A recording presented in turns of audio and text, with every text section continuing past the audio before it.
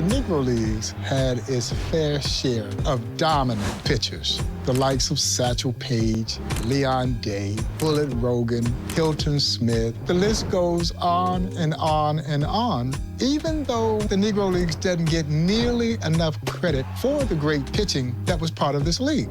But one of the more unheralded pitchers, great pitchers, was the Mighty Matlock, Leroy Matlock.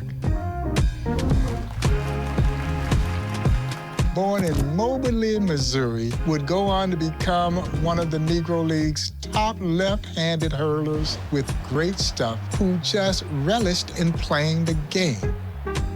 What I admire about Leroy Matlock, number one, he was one of the league's smartest pitchers. He didn't have the dominating, overpowering fastball like a Bullet Rogan or a Satchel Paige.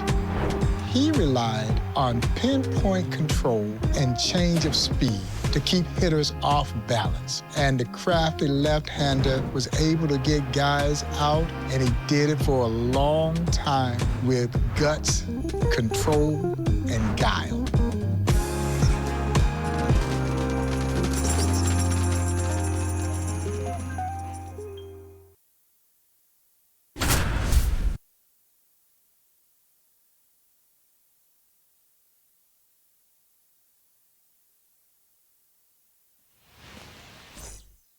And we're back. Now it's the second baseman, number one. And there's the strike. Leroy Matlock kind of flew under the radar as a pitcher, but there's a good reason that Cool Papa Bell called him one of the most underrated pitchers in the league.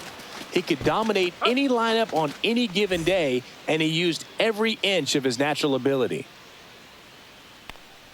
Number 22, batting with one down, takes a strike. That's in for a strike at 95. 0-2 now.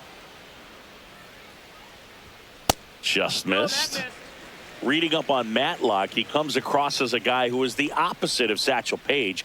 Didn't seek the spotlight, wasn't a showman on the mound, but still a tremendous pitcher and ball player. He once said, "I'd rather play baseball than eat." Number 33 stands in now and watches strike one.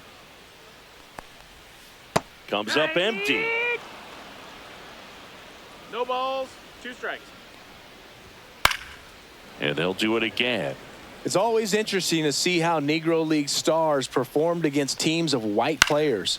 Well in his prime, Leroy Matlock went 2-1 in 6 games against the white all-star squads and allowed less than 3 runs per 9 innings.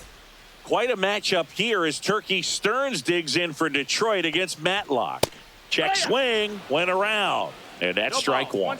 Chris, you brought up Leroy's performance against the white all-star teams. He once outdueled Dizzy Dean and dominated against Hall of Famers Jimmy Fox, Rogers Hornsby, Johnny Mize, Paul and Lloyd Wainer, and Bill Terry. That's an unreal level of competition. Number 19 in the box with one away as he takes ball one. That one a little bit high. Ball 2. One of those games against white teams, Boog, was a complete game win for Leroy and the St. Louis Stars, where he held 3 future Hall of Famers to 3 combined hits. Sadly, it was the last ever game for the St. Louis Stars. Number 41 at the plate with 2 away, swings through that one. 0-1. Inside, and that's ball 1. Swing and a miss. 1 and 2's the count. Swing and a ball lifted in the air. Makes the catch, inning over. As we go to the last of the third. Now here is number 44. Swing and a miss as he was out front that time. Strike 2. No balls, 2 strikes. And a swing and a miss. Leroy Matlock continuing to mow down these Detroit hitters. At the plate, number 34. Just missed. 1-1. And a slider in there for a strike. 1 ball, 2 strikes. Strike three, and that's two in a row. Two down, bases empty. And now the pitcher. And that's in for a strike. It's 0-1. Right through there for a strike.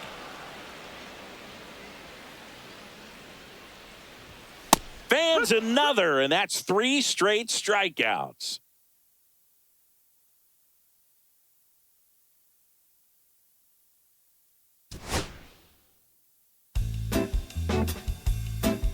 If you want to draw a Major League contemporary comparison to the Mighty Matlock, think Greg Maddux. Maddux continues with a strikeout in every inning.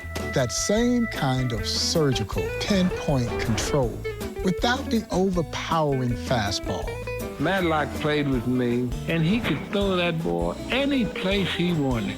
He's one of the few pitchers that I could just truthfully say they had perfect control, and he did. When Leroy Matlock was squared off against opposing hitters, he was playing chess while they were playing checkers. And Leroy seemed to always win those chess matches, keeping them completely off balance. His ability to change speeds actually made his fastball seem faster than it actually was, baffling them with stuff that probably had them turning, going back to the dugout, wondering, how in the world did I not hit this dude? But they couldn't touch him.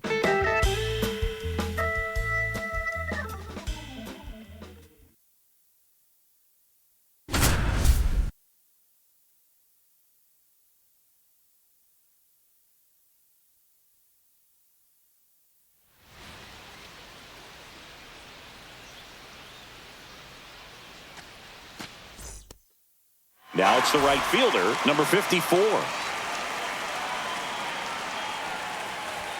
There's the strike up high, and we're underway. Swings through that. Other players consider Leroy Matlock the smartest pitcher in the league. The only other Negro Leagues pitcher who came close to Leroy's level of control and command was Bill Foster, and he's in the Hall of Fame now. And here's the catcher. And the first pitch misses for ball. All right, ready to get underway. And now here is number 54. That one finds the zone, and that's how this game gets started. That one misses in the dirt.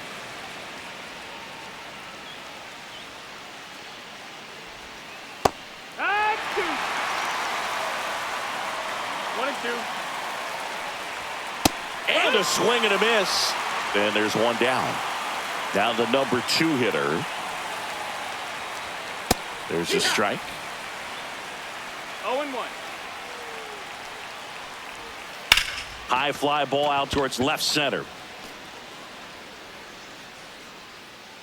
Hauls it in for the out. And the batter will be the shortstop. First pitch misses.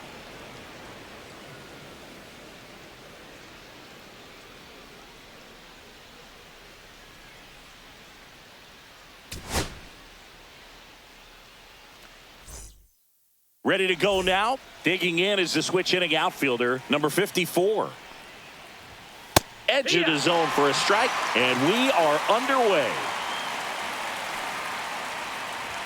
That's off the mark. 1 ball, 1 strike. 1-1. The 1-1 is fouled off. And now it's 1-2. Left field. In and to his right. Hauls it in for the out. And there's one down.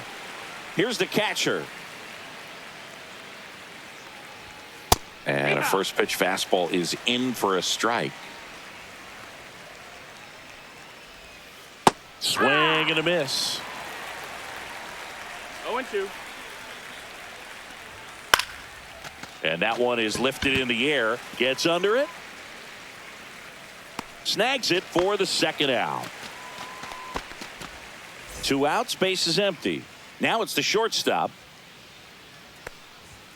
That one's in there. Strike one. It's 0-1. And a swing and a miss there. 0-2. Swing and a miss. Struck him out. And good work there as he gets a 1-2-3.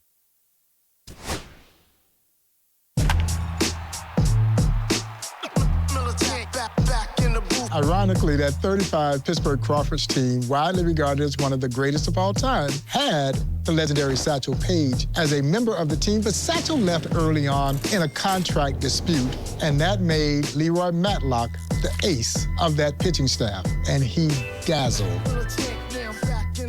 Leroy Matlock, between 1935 and 1936, ran off a streak of 26 consecutive wins, including an unprecedented, undefeated season in 1935. In Game 3 of the 1935 Negro League World Series, Matlock took the heel and promptly shut out the New York Cubans to help the Pittsburgh Crawfords win the 1935 World Series.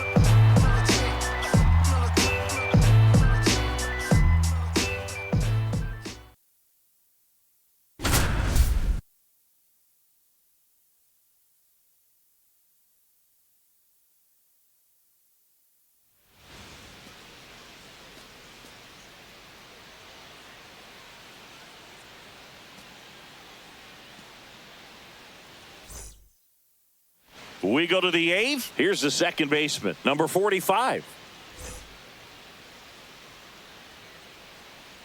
Matlock back to work.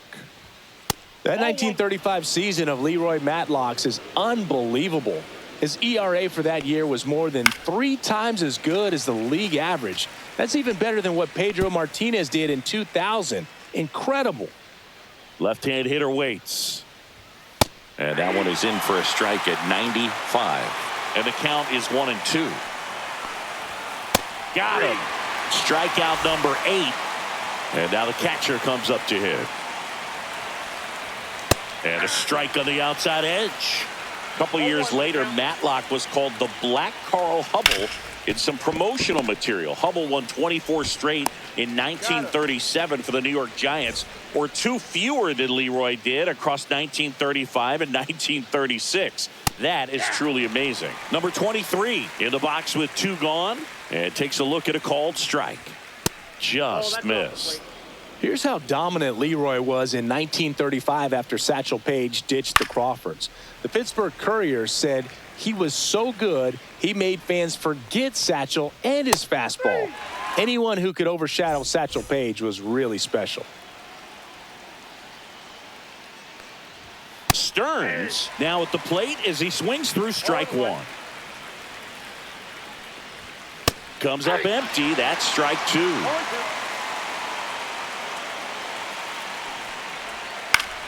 Gets a piece, and it stays 0-2. And a good eye there.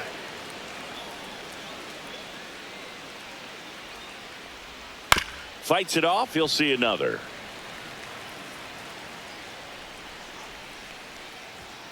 That one 95 to finish him off. Here's the shortstop at the plate. First pitch, and he just misses.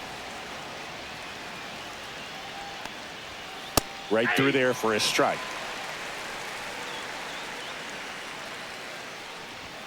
Check swing, called strike.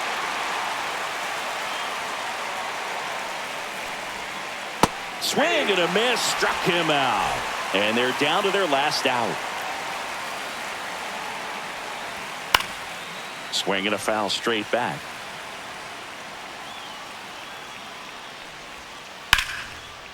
Ripped to short. Ball game. Leroy Matlock is on a historic run right now as he slams the door for yet another win.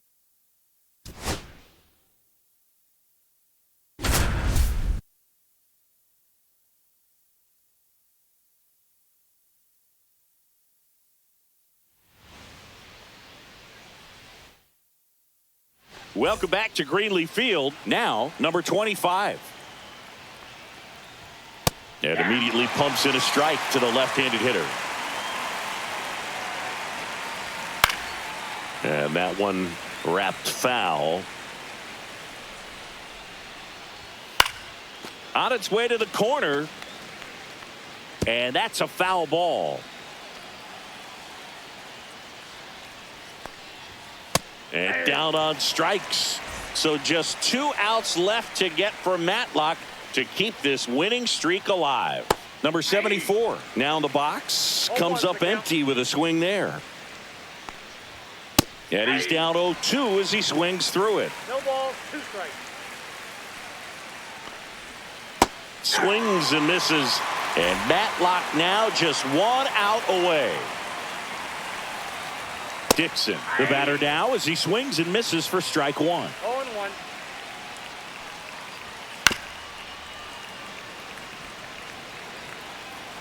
This could end it. Ball. 1 ball, 2 strikes. It down. 2 outs. Ball, that's inside.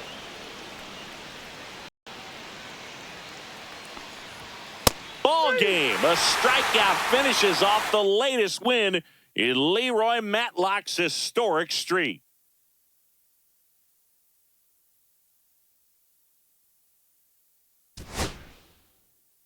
Leroy Matlock had supreme confidence in his abilities. He seemed unflappable on the mound. Nothing seemed to rattle him. Nothing scared him. And he knew he could get guys out. And he did just that. You're out. Hall of Famer Buck Leonard would oftentimes say that Satchel Paige and Leroy Matlock were the toughest pitchers that he ever faced. And when you're in the same conversation with Leroy Satchel Paige, you got to be good. And Leroy Matlock was better than good. He was great.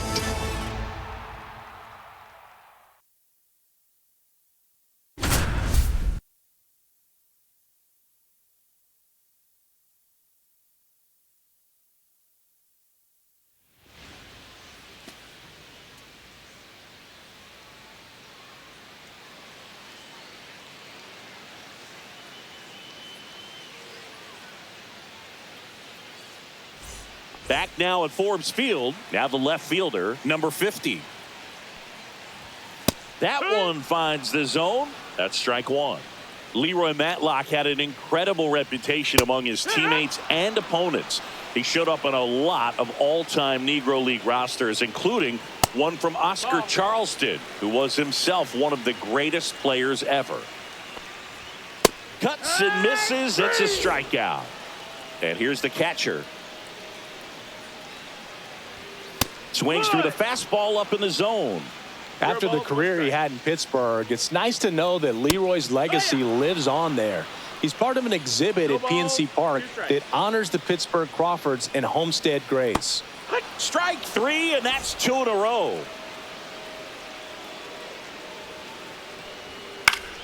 And a foul ball.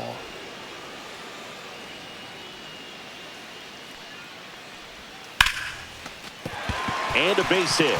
And that extends the inning. Buck Leonard digging in now. That one finds the corner. 0-1.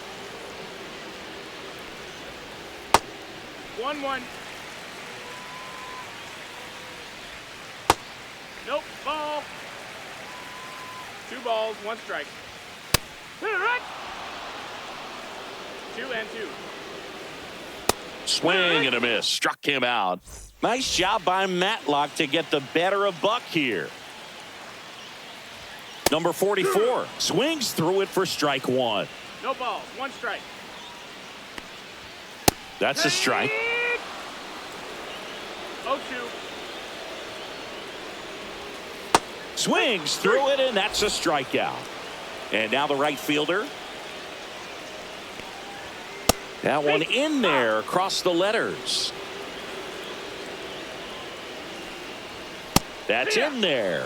And the count is 0-2. Hacks and misses. It's a strikeout. Here's the third baseman. 0-1. 0-1.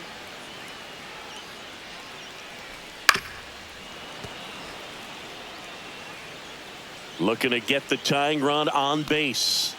Got him! And how about that? It's an immaculate inning.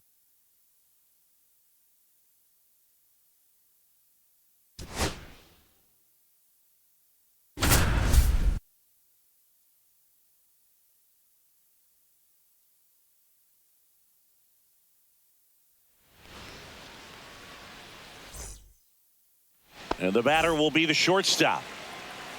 Matlock back to work. Strike on the outside. And it's 0-1.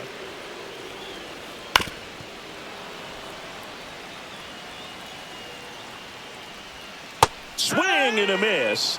And he's down on strikes. So he picks up his 6th strikeout of the ball game. Number 49 in the box now. Takes strike 1. And a big swing and a miss. 0-2. Ball out. And a swing and a miss. Now Matlock only needs 1 out to escape this bases loaded jam. Number 31 in the box now. Takes strike 1. Swings through the fastball up in the zone. 0-2. Ground ball up the middle. Lays out. Oh, it's off his glove. In comes the runner from third, and it's an RBI single. And so bases all loaded up. Now it's the shortstop. Little chopper rolls foul. Swings and misses. 0-2. To third. There's one. And a run scores on the double play.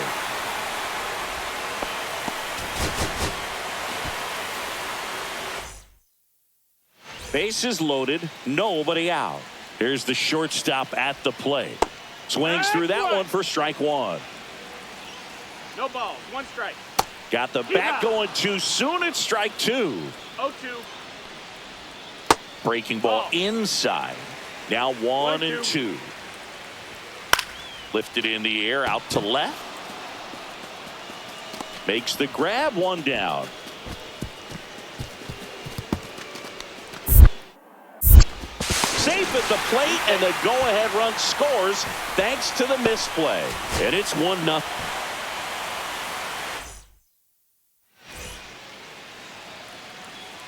Matlock back to work. That's the ball. With the go-ahead run at third, here the bottom of the 7th. 1-2's the count. Drilled in the air, high and deep right field. Going back.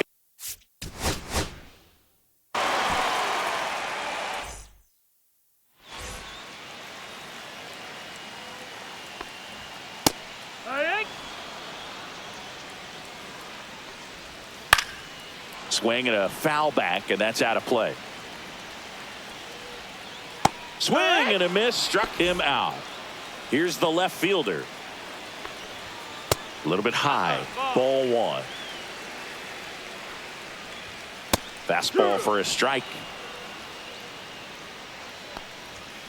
And a count 1-2.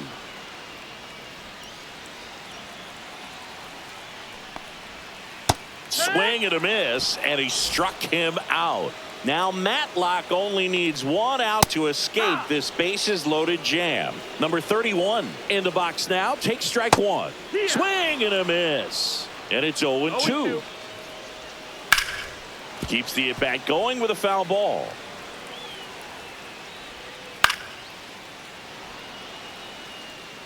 Two outs. Struck him out. Leroy Matlock, a huge K to escape with the bases loaded.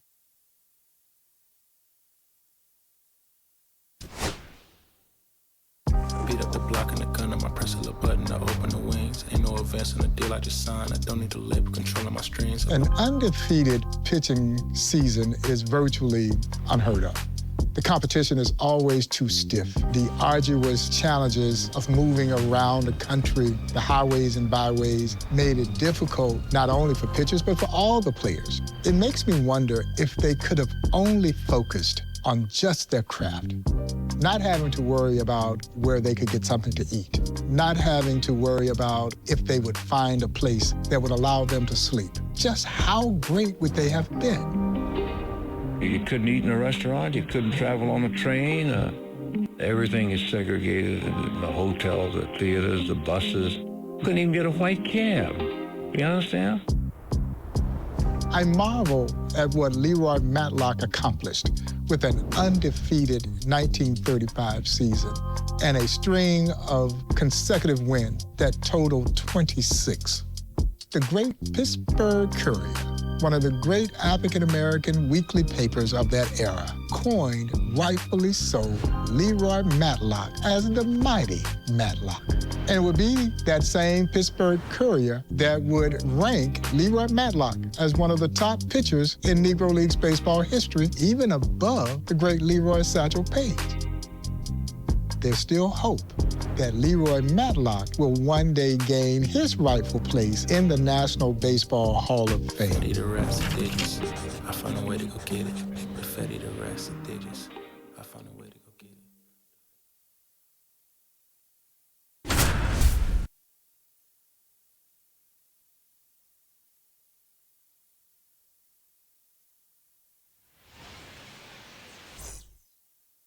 First and second, no outs. And now the first baseman up and in, and it's 1-0. I think Leroy Matlock belongs in any discussion of the best lefty pitchers in Negro League history. He could go toe-to-toe with Andy Cooper, Bill Foster, Sam Streeter, or Lefty Tion for sure. Got him swinging. Leroy Matlock working in a tight spot here with the Crawfords in danger of surrendering this lead here in the 8th. Bullet Rogan digging in now. That's in there. And the count is 0-2. You know, with Matlock's short but brilliant career, I'm reminded of another great lefty, Sandy Koufax. Both of them had so much respect from their teammates and rivals. Here's the center fielder. And the slider just misses. Up the middle. Jump throw. On the money. Nice play. All set for the start of the inning. Here's the catcher, number 31. A swing and a miss, and that's strike one. 0-1's the count.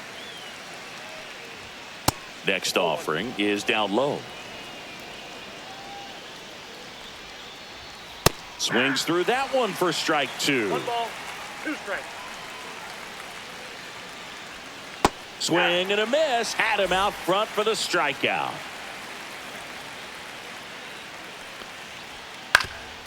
Up the middle, and that one handled. Tosses to first. 2 up, 2 down.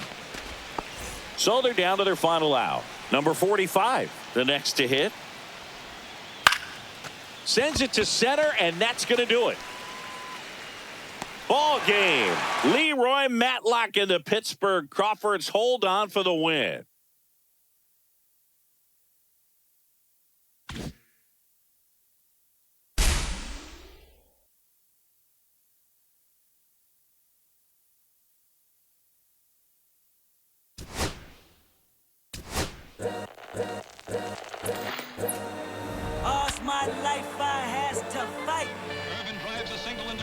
Monte Irvin could have easily been the first to break the color barrier in Major League Baseball.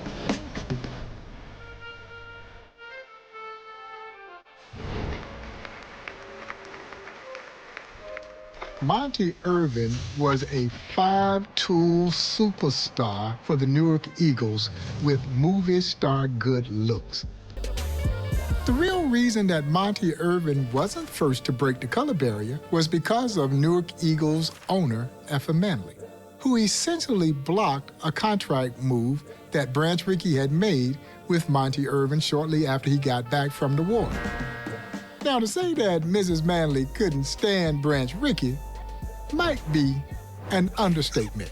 Branch Rickey was essentially going to come into the Negro Leagues and raid it of its star talent without any compensation to those Negro League owners.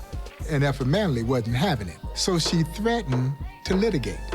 That's when he turns his sight to Kansas City, to one Jackie Roosevelt Robinson. Monte Irvin would eventually get to the major leagues, but he was 30 years old by the time that Effa Manley ultimately sells him, and to rub it in Ricky's face, she says she went out and bought herself a mink coat, having moved Monte Irvin over to Ricky's arch rival, the New York Giants. What you want? You a house, you a car, 40 acres and a mule, a piano, a guitar, anything.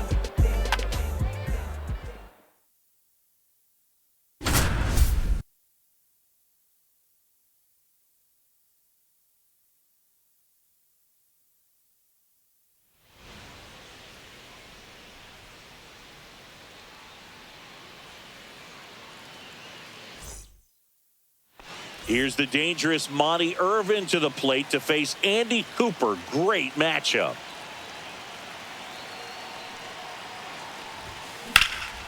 Right side. He's under it. Hauls it in, 2 away. Monte Irvin actually played on integrated teams in high school. He was a varsity player in 4 sports all 4 years and set the New Jersey record for the javelin throw. And he was so good at football, he got a scholarship offer from the University of Michigan. One hops off the wall, should be extra bases. Headed for the plate. He'll score.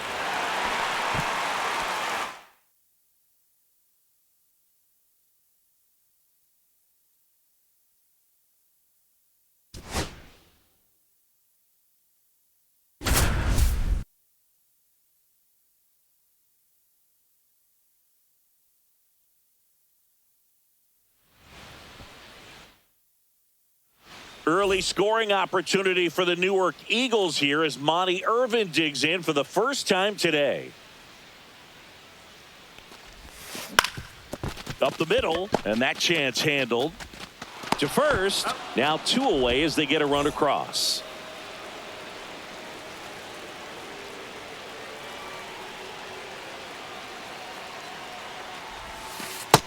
That's a ball. 1-0.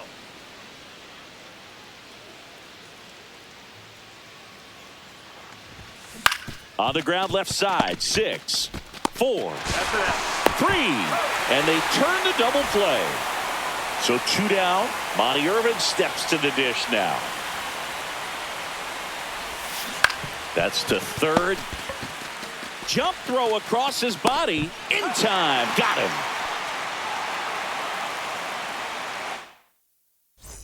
And now the shortstop, Monte Irvin.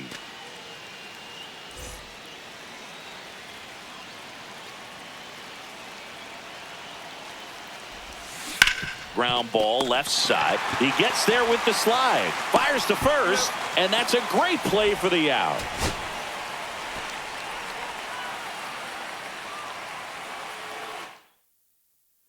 One down, runner at third. Irvin digs in now.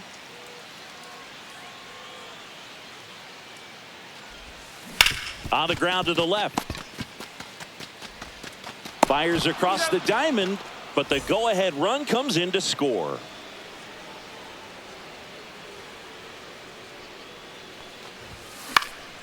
High fly ball, shallow right field. He makes the catch, and there's 2 down.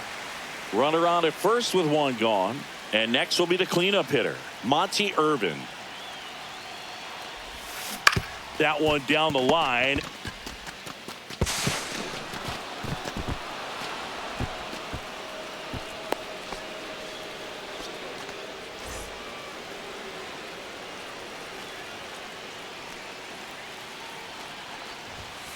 First pitch swinging. It's 0-1.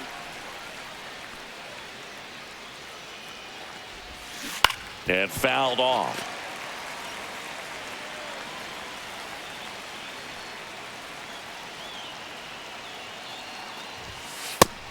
One ball, 2 strikes.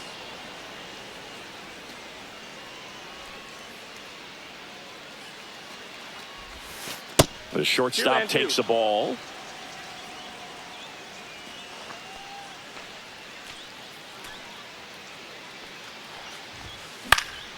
Cut on and lifted in the air. On the move. Squeezes it. Runner tags at second. And he moves up to third. Now 2 away. So the go-ahead run in scoring position. And the batter will be the shortstop, Monte Irvin. Popped up.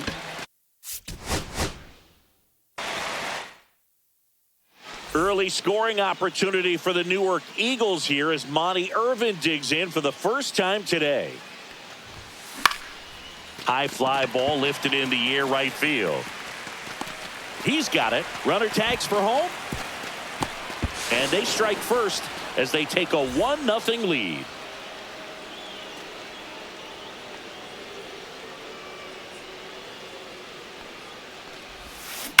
That's hard hit on the line. Corrals it. And there's 2 down. And welcome back to the ballpark. Now it's the shortstop, Monte Irvin. That one ripped. And that's got extra bases written all over it. Makes the turn and heads for second. And 1 pitch into the inning, it's a leadoff double.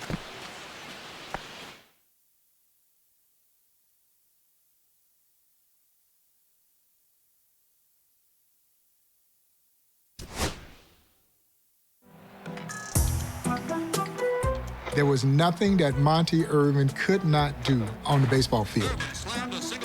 He was the consummate 5-tool player.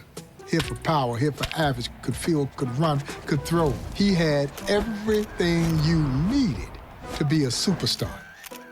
Outside of his play internationally in places like Mexico and Puerto Rico, he spent his entire career in the Negro Leagues with the Newark Eagles, where he was teammates with future Hall of Famers Leon Day and Larry Doby.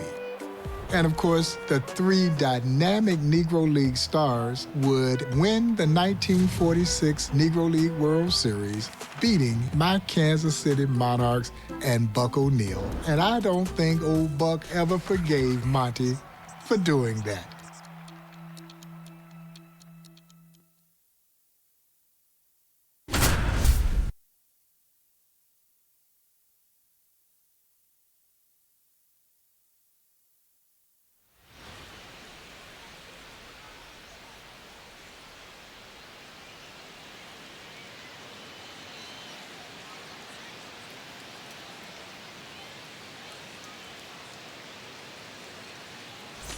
Monte Irvin steps in with a chance to break it open early for Newark in this Negro Leagues World Series matchup.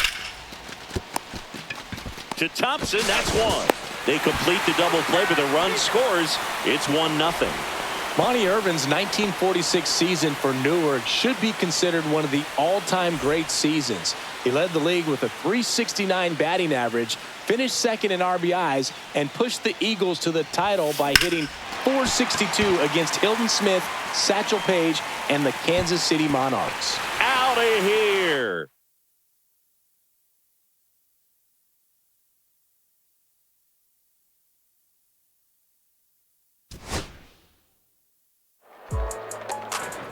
Monte Irvin was a superstar, not only in the Negro Leagues, but also in Puerto Rico.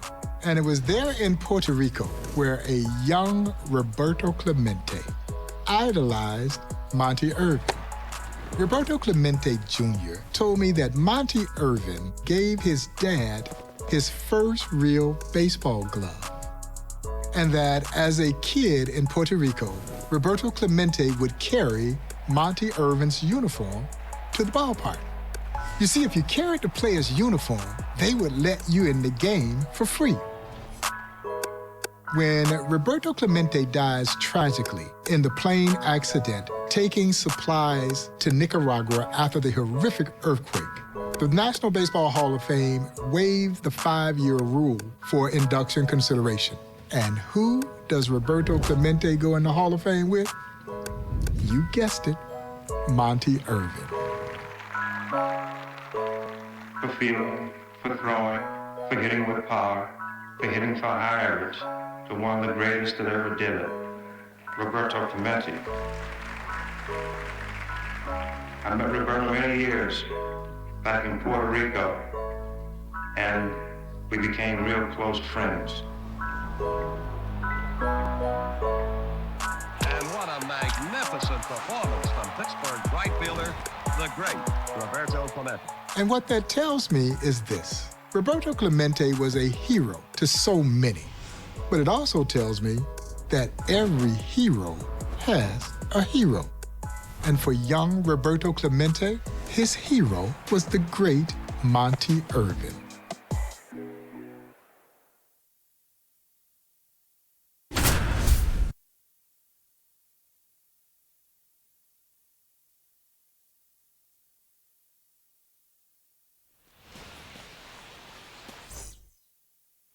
Now the left fielder.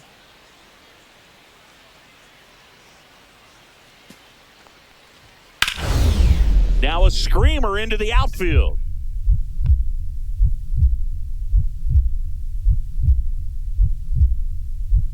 And he snags it. A sensational diving play by Monte Irvin for the out.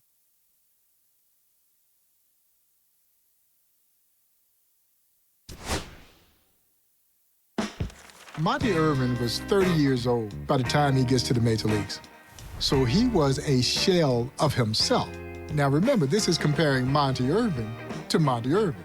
He was still better than most guys playing in the major leagues, even at 30. Irvin breaks for the plate, the second steal in World Series history. The Giants lead 2-0. But as I've oftentimes said, I wish Major League Baseball had gotten Monte Irvin when he was 19, 20 years old, when there was absolutely nothing that Monte Irvin could not do.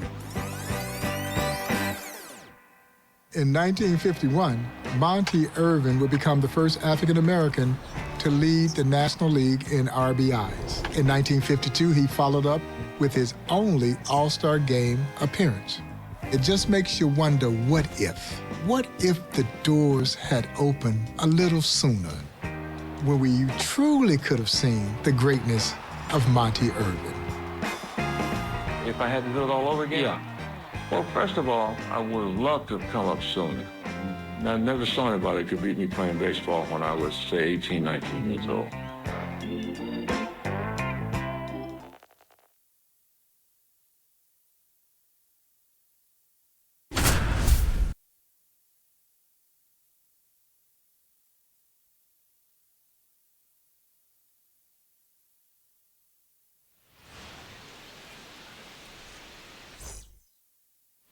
Here comes Mr. Murder, Monte Irvin to the dish, hoping to give these Giants fans something to cheer about.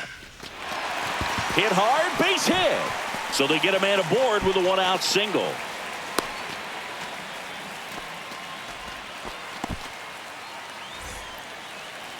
When Monte Irvin first played pro ball with the Newark Eagles, he was so young he had to play under a fake name or he'd lose his eligibility to play high school and college sports. So he took the name of his friend Jimmy Nelson, and that's how he made his pro debut.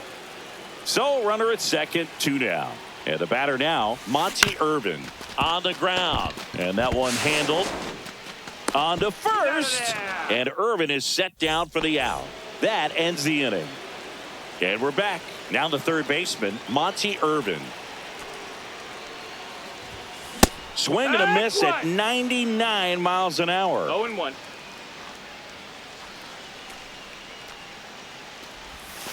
Now 1-1. Monte played shortstop before he joined the Eagles, who had future Hall of Famer Willie Devil Wells. Willie told Irvin, "Young man, you're a wonderful athlete. You can hit and you're strong, but I'm the shortstop here. You should play outfield. You don't argue with a guy nicknamed Devil." One down. Monte Irvin steps to the dish now. And that is out of play.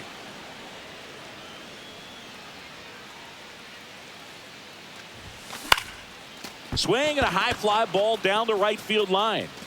Musial pulls it down, and there's 2 gone. 1 out, base is empty. Here's the third baseman, Monte Irvin. Base hit center field. So a man aboard now with one away.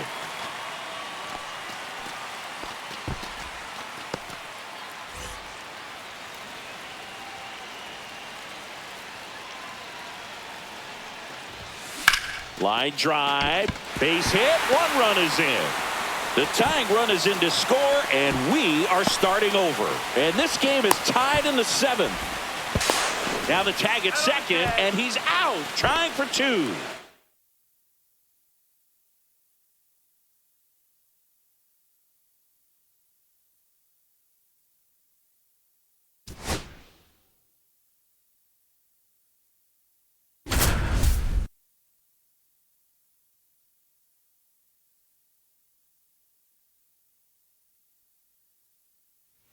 Monte Irvin steps to the dish with the bases loaded. An extra base hit here could break this game wide open. In the air out towards right center. Long run on his horse. Can't get there. Should be extra bases. One run's in. Cut off. Now a throw home. Safe at the plate. Up by 3. It's 4-1.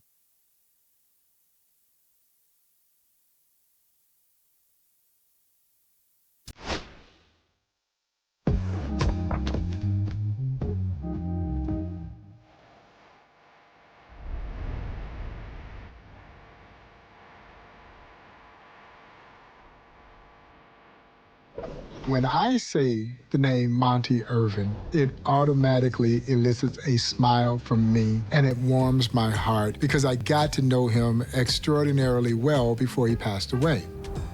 He was one of my favorite people in baseball. He was also one of the founding members of the Negro Leagues Baseball Museum there in Kansas City, Missouri, where he would oftentimes be seen there with his good friend Buck O'Neill. And the two of them knew how important it was to build a facility that would pay tribute to this wonderful piece of baseball and Americana, but also to make sure that the legacy of the likes of Monte Irvin and the nearly 3,000 plus who called the Negro Leagues home would play on. Monte Irvin, who would star for the Newark Eagles, would make his way into Major League Baseball playing for the New York Giants, would ultimately make his way into the National Baseball Hall of Fame in 1973. It was a fitting ending for the man who could have been the first. Color can't hit a ball. It takes ability.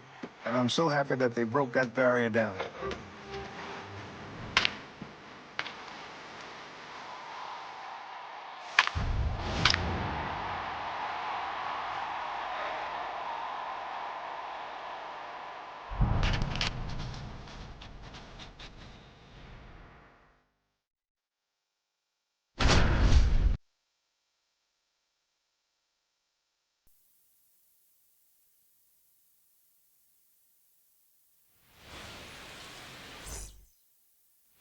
Runners at the corners, one gone, and Monte Irvin coming to the dish for Newark.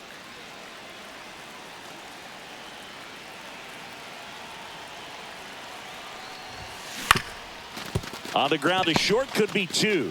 There's one. What a double play that was. Inning over.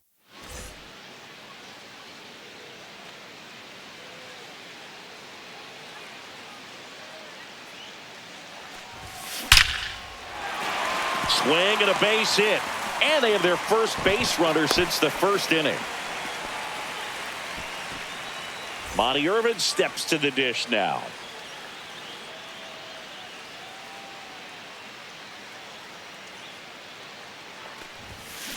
That smash towards center.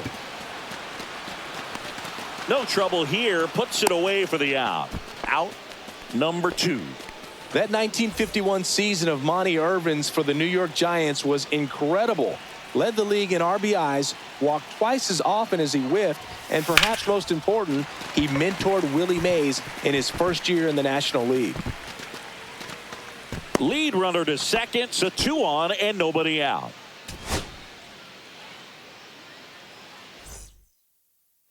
Next to hit, Monte Irvin.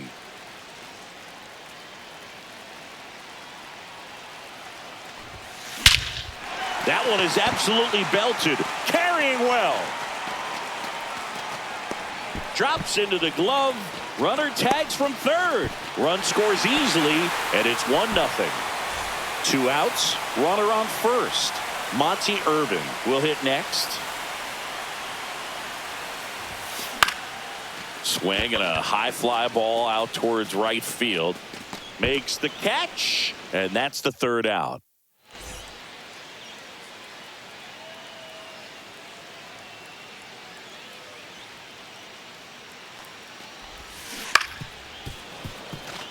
One out, bases empty.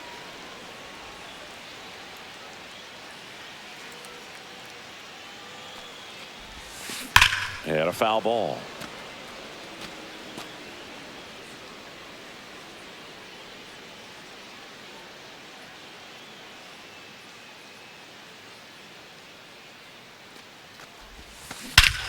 Hammers that one deep left field and forget it.